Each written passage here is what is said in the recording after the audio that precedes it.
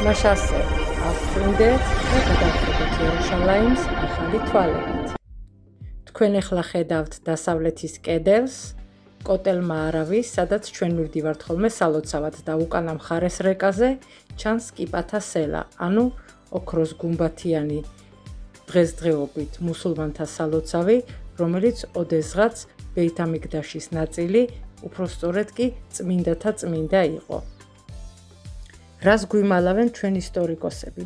ნაგებობის მთავარ კედელში ჩაყოლებულია წარწერა ააშენა და დააარსა გამჩენის მონამ აბდალა ჰაიმამ ელ-მამუნმა ჰიჯრიდან 72 წელს.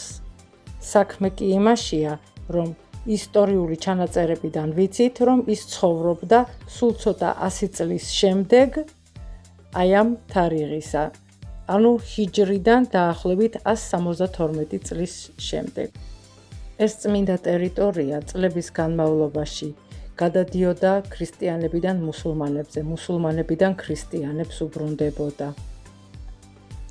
არსებობს მუსულმანთა ჩანაწერები, რომლის თანახმადაც 634 წელს მუსულმანთა მმართველმა უმარ ელ-ხატიბიმ გადაწყვიტა, რომ დაეხმაროს ებრაელებს.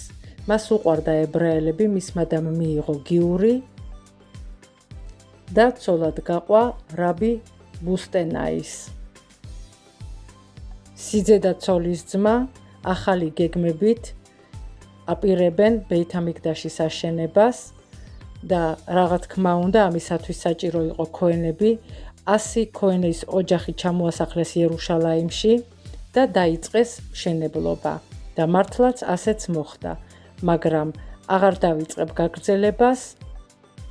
ვიტყვი მხოლოდ, რომ არსებობს დღემდე მუსულმანური ჩანაწერები და არა მარტო მუსულმანური ჩანაწერები იმის შესახებ, რომ მუსულმანები ამ შენობას უწოდებდნენ ბეთ-ალ-მაგდას, ანუ ბეით-ამიგდაშ ებრაულად და ის არის სწორედ ის ადგილი, რომელსაც ჩვენ ვეძახდით ბეით-ამიგდაში წმინდათა წმინდას.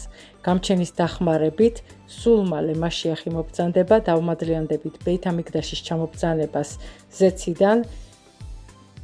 ამენ ქენ იეჰი რაცონ. თუ მოგეწონათ ჩვენი როლი გააზიარეთ და გამოიწერეთ ჩვენი YouTube არხი. დაალაიკეთ და აჩვენეთ სხვებსაც ეს საინტერესო როლი. შეგიძლიათ ინფორმაცია თქვენ თვითონ მოიძიოთ, ან ნახოთ ჩვენს ჯგუფში ტიკუნა კლალი Facebook-ზე, ამ პოსტში, რომელიც YouTube-ზე გვაქვს